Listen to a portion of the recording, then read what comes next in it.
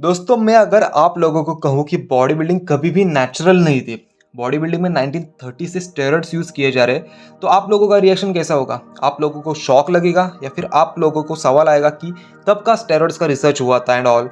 तो इसी पे एक research genuine and right information मैं आप लोगों को इस वीडियो के थ्रू प्रोवाइड करने वाला हूँ। तो जैसे अपडेट्स आते हैं अपडेट वीडियो भी बनाऊंगा, कंपैरिजन वीडियोस भी बनाऊंगा और अदर नॉलेजेस वीडियोस भी बनाऊंगा। बिकॉज हमारा मेन फोकस यही है कि एक चैनल पे आपको सारे बॉडी बिल्डिंग कंटेंट्स मिले। तो चलिए सब्सक्राइब करें एंड सबसे पहले इंपॉर्टेंट इस वीडियो को लाइक करना। तो चलिए डायरेक्टली इंफॉर्मेशन सुनते हैं। सो गाइज 1849 तक स्टेरॉइड्स के बारे में कोई रिसर्च नहीं हुआ था, बट 1849 में एक्चुअली साइंटिस्ट ने एक रिसर्च करा टेस्टोस्टेरोन के ऊपर कि टेस्टिकल्स कैसे प्रोड्यूस करते हैं टेस्टोस्टेरोन को और टेस्टोस्टेरोन बॉडी पे कैसे रिएक्ट करेगा। इन सारी चीज़ों पर एक रिसर्च हुआ था और तब वो एनिमल के टेस्टिकल से टेस्टोस्टेरोन निकालते थे और उस पर रिसर्च करते थे। तो स्टेरॉइड्स हिस्ट्री में सबसे पहले स्टेरॉइड्स यूज करने वाले जो एथलीट थे उनका नाम था पर्ट गाल्विन। वो एक बेसबॉल प्लेयर थे और उन्होंने सबसे पहले अपने बॉडी में स्टेरॉइड्स इंजेक्ट करा था। Guys there was a scientist name Charles Edward Browns जो कि हॉर्मोन्स के ऊपर एक्सपेरिमेंट करने के लिए जाने जाते थे। तो वो और उनकी पूरी टीम अगले 2-3 डिकेड्स के लिए मतलब अगले 20-30 सालों के लिए रिसर्च करती रही। बट उनको ये पता था कि पर्ट गाल्विन जो है वो टेस्टोस्टेरोन यूज कर रहे हैं और उनको फिजिकली काफ़ी अच्छे रिजल्ट्स मिल रहे हैं। और गाइस 1930 तक इतना रिसर्च करा गया स्टेरॉइड्स के ऊपर, उस पर एक्सपेरिमेंट्स करे गए कि 1930 से स्टेरॉइड्स अवेलेबल हो गए, यूज़ करना चालू हो गए। बिकॉज 1930 के बाद ही तो जो पॉपुलर बॉडी बिल्डिंग शोज होती है वो चालू हो गए थे, जैसे कि mister universe, mister America, mister Olympia. तो 1930 बॉडी बिल्डिंग हिस्ट्री में सबसे एक बेस्ट ईयर रहा था, इंपॉर्टेंट ईयर रहा था।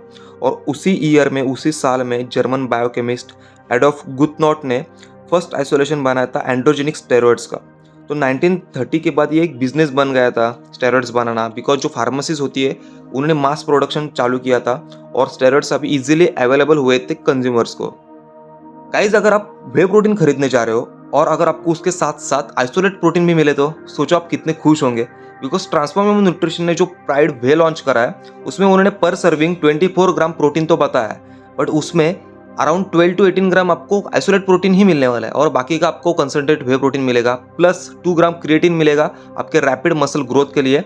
जीरो एक्स्ट्रा एडेड शुगर है इसमें, जस्ट फ्लेवर का स्वीटनेस मिलेगा और आपको साथ ही साथ ये ग्लूटेन फ्री भी रहेगा। तो इतनी सारी चीज़ें अगर एक ही वे प्रोटीन में मिल रही है और इंडिया का एक ऐसा पहला ब्रांड है जिन्होंने कि स्टूडेंट्स के लिए एक स्टेप उठाया है, मतलब जो लोग फिटनेस बनाना तो चाहते हैं बट वो ज़्यादा रेट अफोर्ड नहीं कर सकते।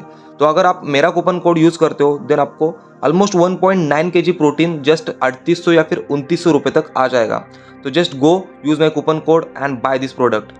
पर अब तक दोस्तों मैंने बात करी एक्सट्रैक्टेड टेस्टोस्टेरोन के बारे में, मतलब जो टेस्टोस्टेरोन साइंटिस्ट एनिमल्स के टेस्टिकल से एक्सट्रैक्ट कर रहे थे, जैसे कि बुल के टेस्टिकल से, हॉर्स के टेस्टिकल से, यहाँ तक कि वो डॉग के टेस्टिकल से भी टेस्टोस्टेरोन एक्सट्रैक्ट कर रहे थे। बट 1935 में एक्चुअली उन्होंने रिसर्च करा, डिस्कवर करा कि सिंथेटिक टेस्टोस्टेरोन कैसे प्रोड्यूस किया जा सकता है। और बस अब बात खत्म। अगर सिंथेटिक टेस्टोस्टेरोन प्रोड्यूस किया जा सकता है देन आप सोचो उसके बाद में कितना मास प्रोडक्शन हुआ होगा।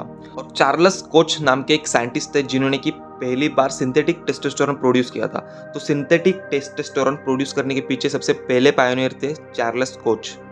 तो उनके रिसर्च का पूरा फोकस यही था कि स्टेरॉइड्स और एक इम्प्रूव टेस्टोस्टेरोन मसल मास कैसे इंक्रीज करता है। और गाइज 1945 तक इतने सारे कंपनीज, इतने ज़्यादा फार्मेसीज प्रोडक्शन कर रहे थे स्टेरॉइड्स का कि वो इजीली अवेलेबल हो गए थे और प्राइसेस भी काफ़ी चीपर हो गई थी, सस्ती हो गई थी।